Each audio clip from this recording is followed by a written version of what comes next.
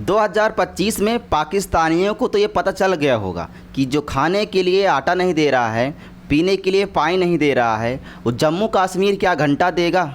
और इसी 2025 में भारत पीओके को वापस लेगा और इस पीओके को वापस लेने के लिए बलूचिस्तान जो पाकिस्तान का एक प्रांत है वो भारत के साथ खड़ा होगा। और आज के इस आर्टिकल में हम लोग बात करने वाले हैं उसी बलूचिस्तान की जिस पे आज़ादी के बाद से मतलब जब से पाकिस्तान अलग हुआ है तब से पाकिस्तान उस बलूचिस्तान के प्रांत को हमेशा जुल्म करता हुआ आया है। जिस तरह से वो बांग्लादेश के साथ जुल्म कर रहा था और भारत ने 1971 में बांग्लादेश को आज़ाद करवाया था, उसी तरह ये दौर है 2025 का। और आशा और उम्मीद है भारत सरकार से कि 2025 में बलूचिस्तान को आज़ादी ज़रूर मिलेगी। और आज के इस एडिटोरियल में हम लोग बात करने वाले हैं बलूचिस्तान की। जो बलूचिस्तान पाकिस्तान का एक प्रांत है, मैं वो आपको दिखा दे रहा हूँ कि भाई ये प्रांत है बलूचिस्तान पाकिस्तान का।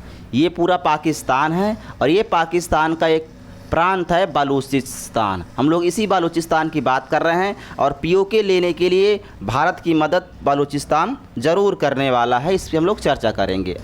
अब देखो हम उसी के संदर्भ में बात करेंगे भाई। ये बलूचिस्तान के संदर्भ में आज के आर्टिकल में हम लोग बात करने वाले हैं। बलूचिस्तान ने क्या करा, पाकिस्तान को बीएलए ने फिर से चैलेंज किया। अब ये बीएलए क्या है, बलूचिस्तान लिबरेशन आर्मी है जो बलूचिस्तान की आज़ादी के लिए 1948 के बाद पाकिस्तान के नापाक सैनिकों से वो लड़ रहे हैं अपनी आज़ादी के लिए। अब देखो हुआ क्या है, ये जफ़र एक्सप्रेस है पाकिस्तान की, इसको क्या किया गया है, इस पर बम से अटैक किया गया है और इसकी जो 6 बोगियां हैं वो पटरी से पलट गई हैं। ये कल की न्यूज़ है और 12 लोग इसमें कह रहे हैं घायल हो गए हैं। और 10 घंटे के बाद ये दूसरा हमला है। ये बीएलए का ये दूसरा हमला है। एक ही दिन के अंदर 2 बार हमले हुए हैं।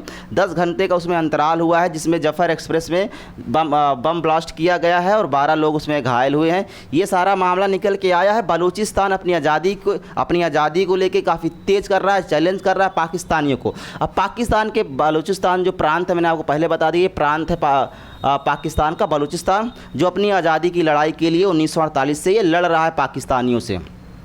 मंगलवार को जफ़र एक्सप्रेस में बम से 12 लोग देखो ये घायल हो गए, मीडिया की रिपोर्ट है। और उस समय हुआ जब ये क्वेटा जा रही थी। ये कहाँ पे जा रही थी, यहाँ से ये ट्रेन जा रही थी क्वेटा। ये क्वेटा है, यहाँ पे क्वेटा ये जा रही थी। उस समय ये इलाका मतलब यहाँ उस समय ये क्या हुआ है, इस पर हमला किया गया जफ़र एक्सप्रेस पे। ठीक है। अब देखो ये है रिजवान राजी, नाम आप देख लो इनका क्या है, रिजवान राजी। ये पाकिस्तान की एक जर्नलिस्ट है, जैसे हमारे यहाँ जर्नलिस्ट होते हैं बहुत सारे, गोदी मीडिया एंकर होते हैं, तो वैसे ये है वहाँ के। अब देखो जैसे इन्होंने क्या लिखा, अपने ट्वीट करके लिखा अपने ट्वीट में कि so now UAE is responding the terror in Balochistan. जो बलूचिस्तान के अंदर टेरर अटैक हो रहे हैं, जैसे हमारे जो ट्रेन है उस पर बम ब्लास्ट किया गया है, जो भी टेरर अटैक हो रहे हैं, हमारे सैनिकों को मारा जा रहा है, हमारे आर्मी पर अटैक किया जा रहा है, पुलिस वाले पर अटैक किया जा रहा था, उसके पीछे का रीज़न क्या है, यूएई जो है वो रिस्पॉन्सर कर रही है बलूचिस्तान वालों को। अब यूएई बलूचिस्तान वालों को स्पॉन्सर करेगी, जबकि पाकिस्तान की मदद हमेशा यूएई किया है। अगर पाकिस्तान के अंदर कोई आर्थिक संकट आया है तो उसमें उनके साथ कौन खड़ा हुआ है, यूएई खड़ा हुआ है। और आज रिजवान राजी जो पाकिस्तान की एक जर्नलिस्ट है, उन्होंने आरोप लगा दिया कि भाई यूएई स्पॉन्सर कर रही है किसको, टेरर अटैक को बलूचिस्तान के अंदर। ठीक है, ये चीज़ें आई सामने। लेकिन जो यूएई है हमेशा इनकी मदद करता हुआ आया है, अरबों डॉलर की मदद किया है जब भी इनको ज़रूरत पड़ी है। और अभी अगर आपको बता दूं जो CPEC बन रहा है, चाइना पाक इकोनॉमिक कॉरिडोर, वो जो पाकिस्तान ने वादा किया चाइना के साथ बनाने का, अभी तक उनका वो सपना अधूरा ही रहा है। अब देखो जब वो बना रहे हैं तो ये कहा गया था भाई कि अगर ये बन जाएगा तो बलूचिस्तान के लोगों को रोज़गार मिलेगा, नौकरी मिलेगी, सारा कुछ व्यवस्थाएं की जाएगी। लेकिन इसके नाम पे उन्होंने क्या किया है, बलूचिस्तान के लोगों का शोषण किया है, उनके साथ अत्याचार करने का काम किया है और कुछ भी नहीं हुआ। और अभी तक CPEC बन के तैयार नहीं हुआ है। और यूएई पे जो ब्लेम किया गया है, यूएई ने आर्थिक संकट से हमेशा पाकिस्तान को बचाने का काम किया है। और पिछले महीने में यूएई ने खुद कहा था कि हम इस बार क्या करेंगे, भाई पाकिस्तान को भरोसा दिया था कि हम लोग आपको अरबों डॉलर फिर से देने वाले हैं। लेकिन इस पत्रकार ने, इस जर्नलिस्ट ने क्या किया है, पूरा पानी फेर दिया है पाकिस्तान के इस जो पैसा उनको मिलने वाला था। ठीक है, तो ये इनका बयान है कि यूएई क्या कर रहा है भाई, रिस्पॉन्सर कर रहा है। अब देखो जो बम से अटैक किया गया है जफ़र एक्सप्रेस में वो क्या है, कैसे वो काम करता है, उस पर हम लोग बात करने वाले हैं। ठीक है, ये क्या कौन सा बम था, कैसे इस्तेमाल किया जाता है, घर में बनाते हैं या कहीं से बाहर से बन के आता है, या ऑटोमेटिक होता है या सेंसिटिव तरीके से एक्सप्लोजन होता है, इसका ये हम लोग बात करने वाले। प्रेशर आईईडी है, ठीक है, इम्प्रोवाइज्ड एक्सप्लोसिव डिवाइस है ये। इसका इस्तेमाल कैसे किया जाता है, आप देखो ये बनता कैसे है। आमतौर पर घरेलू या उपलब्ध सामग्रियों से तैयार किया जाता है। आमतौर पर आप क्या कर सकते हो, इसको आप घर पे बना सकते हो। तो ये घर पे बनाया जाने वाला बम ये कैसे काम करता है, अगर उस पर हम लोग बात करें तो भाई ये ऑटोमेटिक नहीं होता है। ये जो है ऑटोमेटिक नहीं चलता है कि आप कहीं लगा दो ये ऑटोमेटिक फट जाएगा, नहीं, ठीक है। और ये मैनुअल भी नहीं होता है। मैनुअल मतलब कि ना रिमोट से आप कंट्रोल कर सकते हो इसका, ना तो ये इसमें कोई टाइमर लगा सकते हो कि भाई हमने कहीं लगा दी इसको और टाइमिंग है कि 5 मिनट के अंदर ये फट जाएगा, या आप कहीं लगा दो और रिमोट से कंट्रोल कर लो, ऐसा भी इसके साथ नहीं होता है। तो भाई ये चलता कैसा है, तो इसका चलने का तरीका ये है, प्रेशर सेंसिटिव ट्रिगर से चलता है। मतलब ये है कि आप जैसे इसको यहाँ पे कहीं पे आपने इसको इम्प्लीमेंट कर दिया, लगा दिया, अब वहाँ पे चाहे कोई इंसान हो या कोई गाड़ियाँ हो, अगर इस पे जाके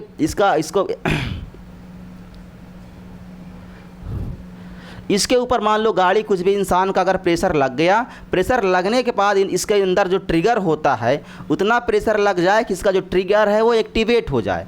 और अगर वो ट्रिगर एक्टिवेट हो गया उस प्रेशर से, चाहे इंसान का प्रेशर हो, चाहे वो किसी गाड़ी या किसी वाहन का प्रेशर हो, तो क्या हो जाएगा, ये फट जाएगा, विस्फोट कर जाएगा। तो ऐसे काम कर रहा था ये, इसीलिए तो 10 लोग सिर्फ घायल हुए हैं, एक भी मरे नहीं है ना।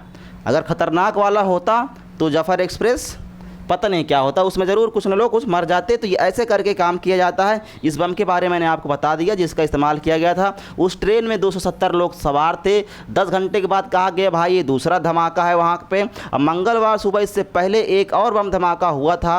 रेलवे ट्रैक था जो क्वेटा से पेशावर जा रही थी गाड़ी, उस पर यह धमाका किया गया था। उसके बाद दूसरा धमाका हुआ जो क्वेटा जा रही थी, ठीक है। तो ये दूसरा धमाका है ट्रेन पे जफ़र एक्सप्रेस पे। और वहीं अब जब सुनने के बाद ये वहाँ के आतंकवादियों के प्रधानमंत्री हैं, इन्होंने भाई इनके तो हक्के बक्के हो गए, धमाके से उड़ी पाकिस्तान की ट्रेन से, इनके भी हक्के बक्के हो गई, इनके भी उड़ने वाले हैं चिथड़े। चलो आगे देखते हैं हम लोग। मार्च में भी जफ़र एक्सप्रेस पर हमला हुआ था। आपने सुना होगा अगर न्यूज़ में, तो मार्च में जफ़र एक्सप्रेस में हमला हुआ था पाकिस्तान के अंदर। बलूचिस्तान के जो BLA आर्मी है वो उन्होंने क्या किया था, पाकिस्तान की इसी जफ़र एक्सप्रेस को क्या किया गया था भाई, हाईजैक कर लिया गया था। अब हाईजैक कर लिया गया था, ये मार्च की बात है। BLA आर्मी जो बलूचिस्तान की है, इन्होंने हमला किया था। उस पर करीब 400 से 500 यात्री उसमें सवार थे उस ट्रेन के अंदर, ठीक है। ये घटना मार्च की अगर आपने सुना होगा, ये वो घटना थी। ये जो जफ़र एक्सप्रेस थी इसको क्या किया था, मार्च के अंदर हाईजैक कर लिया गया था। सेना और विद्रोही के बीच में कहा जा रहा है 40 घंटे तक जब हाईजैक करने के बाद ये लड़ाई चली पाकिस्तान की सेना के साथ और बलूचिस्तान लिबरेशन आर्मी के साथ, तो उसमें कहा गया कि 100 से ज़्यादा पाकिस्तानी सैनिक मारे गए हैं उस जो 40 घंटा ये उनकी जो लड़ाई वगैरह हुई उस ट्रेन को छुटवाने के लिए, ठीक है। इसमें उनके पसीने छुड़वा दिए। और कह रहा है भाई ये कि 30 विद्रोही मारे गए हैं। अब पाकिस्तान कहाँ तक सही बोलता है, कहाँ तक झूठ। चलो देखो, अगर कोई ये वीडियो पाकिस्तान से देख रहा है तो पाकिस्तान जश्न मनाओ, इस बार पाकिस्तान ने भाई पोजीशन हासिल की है, ख़तरनाक कारनामा करके दिखाया है। अब वो पोजीशन किस फील्ड में हासिल किया है उस पर हम लोग बात कर लेते हैं। सामने देखो लिखा हुआ है global terrorism index. Global terrorism index 2025 का ये डेटा है जिसमें पाकिस्तान ने पोजीशन हासिल की है। तो भाई पाकिस्तानी जश्न मनाएंगे इस बार। ग्लोबल टेररिज्म इंडेक्स 2025 के मुताबिक बुर्किना फासो ये एक देश है जिसने पहली पोजीशन हासिल की है, और दूसरी हमारे प्रिय सपूत पाकिस्तान को मिली है दूसरी पोजीशन। उसके बाद कौन आया है, ये पाकिस्तान आया हुआ है। दुनिया का दूसरा सबसे आतंक प्रभावित देश कौन है दुनिया का सबसे दूसरा, पाकिस्तान, हमारा सपूत, ठीक है। अब देखो इसको मैं आपको दिखा दे रहा हूँ भाई डेटा। ये है डेटा ग्लोबल टेररिज्म का 2025 का ये डेटा है जिसमें हमारे प्रिय सपूत ने क्या किया है, दूसरी पोजीशन हासिल की है। इस पे हमारे पाकिस्तानियों को ताली वाली बजाना चाहिए, टीवी फोड़ना चाहिए, है ना। तो ये दूसरा स्थान हासिल किया है, ठीक है। अब पहले स्थान पे कौन है, बुर्किना फासो। 2025 का ये डेटा है, आप इसको याद कर सकते हो, ठीक है, तो ये डेटा है। अगर हम लोग बात करें कि 2025 में हमारे सपूत ने दूसरी पोजीशन हासिल की है, तो 2023 में हमारे सपूत की क्या पोजीशन थी? तो 2023 में ये 6 नंबर पे था। अब देखो कितनी तेज़ी से तरक्की हो रही है। 2023 में 6 नंबर में था और 2025 में दूसरे नंबर पे आ गया, है ना। ख़तरनाक ये पोजीशन अपनी बढ़ाता जा रहा है, ठीक है। अब इस पे पाकिस्तानियों का मिसाल है भाई कि भाई पोजीशन अपनी बढ़ा रहे हैं। अब रिपोर्ट के मुताबिक पाकिस्तान के खैबर पख्तूनख्वा, जो इसका हमने बात किया था, जिक्र किया था एक वीडियो में इससे पहले 2 दिन पहले, कि खैबर पख्तूनख्वा पाकिस्तान का एक प्रांत है जहाँ पे पाकिस्तान की वायुसेना ने क्या किया, अटैक किया है और वहाँ पे JRF-17 से अटैक किया गया था। LS-6 बम का इस्तेमाल किया गया था और 8 बम गिराए गए थे, जिसमें वहाँ के मासूम बच्चों और औरतों की जान गई थी, जिसमें 30 लोग मारे गए थे। वो हमने सेशन किया हुआ है। अब और ये जैसे खैबर पख्तूनख्वा हो गया और बलूचिस्तान में सबसे ज़्यादा ये घटनाएं हमें दिखाई दे रहा है। आतंक प्रभावित क्षेत्र सबसे ज़्यादा यही है। इसी इलाके में अगर आतंकी जो घटनाएं होती वो 90% तक होती है, सिर्फ 2 इलाकों में, खैबर पख्तूनख्वा में और बलूचिस्तान के अंदर, सिर्फ 2 प्रांत में। अब रिपोर्ट में तहरीक-ए-तालिबान पाकिस्तान का एक संगठन है, ये दूसरे साल का सबसे ख़तरनाक, ये भाई सबसे ख़तरनाक संगठन है जिसने 482 हमले किए हैं और इसमें 558 लोगों की इसने जान ली है, ठीक है। 2023 के मुकाबले 91% ज़्यादा ये तेज़ी से क्या कर रहे हैं, हमले ये करने का काम कर रहे हैं।